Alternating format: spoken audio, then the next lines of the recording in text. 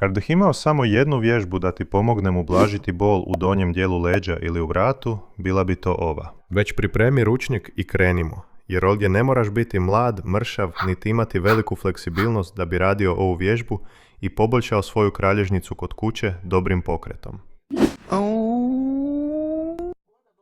Kad bol u leđima ima mehanički faktor, odnosno nakupljenu napetost, blokadu pokreta, slabost u kralježnici, bol se javlja tamo gdje ima previše pokreta, gdje se previše miče, gdje je preopterećeno.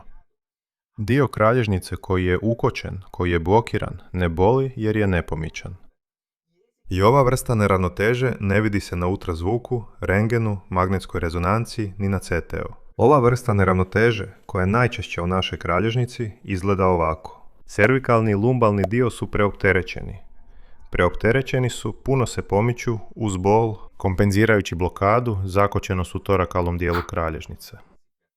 Bol se javlja zato što kralježnica kompenzira tu blokadu. To je kompenzacijska bol. U tom slučaju uzimanje lijekova ne pomaže puno, jer će kompenzacija i dalje trajati. Dakle, da ti pomognem, ova vježba će djelovati točno tamo gdje treba. Otključat će, deblokirat će torakalni dio kralježnice, kako bi rasteretio vrat i donji dio leđa. Pogledaj kako je to super. Lijepo. Uzmi jedan mekani ručnik, preklopi ga na pola, ovako, po dužini, i preklopi opet drugi put. Tvoj ručnik će postati šira traka, barem širine 1,5 pedlja. Ovdje ćemo ga još jednom preklopiti na pola i sada napraviti rolnicu. Ideja je da bude velika rolnica kao ova i jako mekana. Vidiš? Evo kako se radi. Leći ćeš s ovom mekanom rolnicom u visini torakalne kralježnice, u visini prsa, u visini lopatice, u visini grudnjaka. U ovom položaju ovdje, vidiš, polako ćeš leći sa savijenim nogama.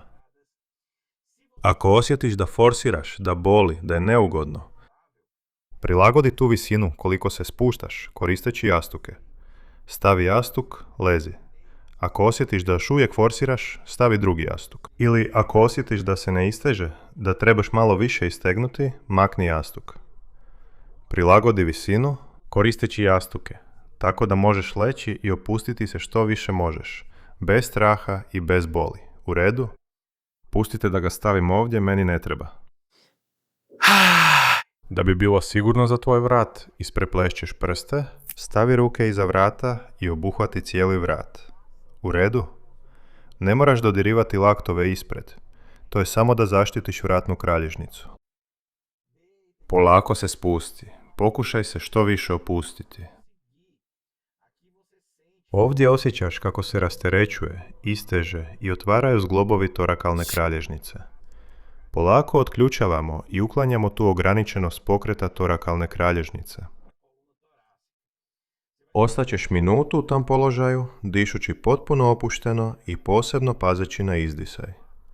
Iskoristi taj val opuštanja koji dolazi s izdisajem. Svaki put kad izdahneš, osjećaš zglobove. To je gotovo kao kad povučeš prst i čuješ onaj zvuk pucketanja.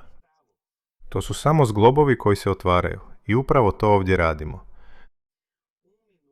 Minutu s vrlo sporim disanjem, pazeći posebno na izdah, pazeći na opuštanje. Drugi dio vježbe je jednostavno ispružiti noge onoliko koliko ti je lako i ugodno. Sada osjećaš kako to istezanje, taj osjećaj istezanja, spušta se niz cijelu lumbalnu regiju.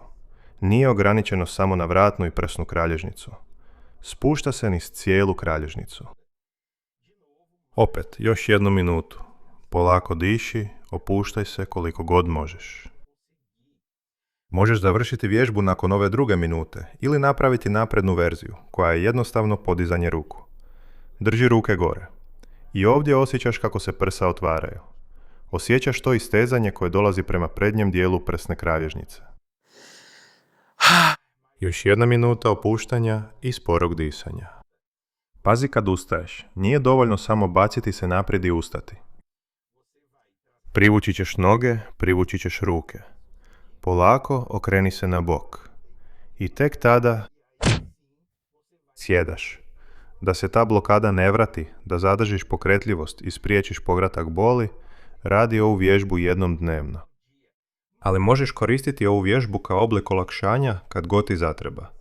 Ideja je da zamijeniš onaj mišićni relaksant, analgetik ili protuupalni lijek koji uzimaš na svoju ruku ovom vježbom. Sljedeći korak je poboljšati fasciju, ovojnicu kralježnice.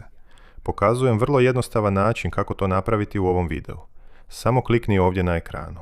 A ako ti je kralježnica opuštenija, olakšana, razmisli o nekome tko ima bolove u leđima, neki problem s kralježnicom, u donjem dijelu leđa ili vratu. Pošalji joj ovaj video. Ovdje ću završiti. Veliki pozdrav i do sljedećeg puta.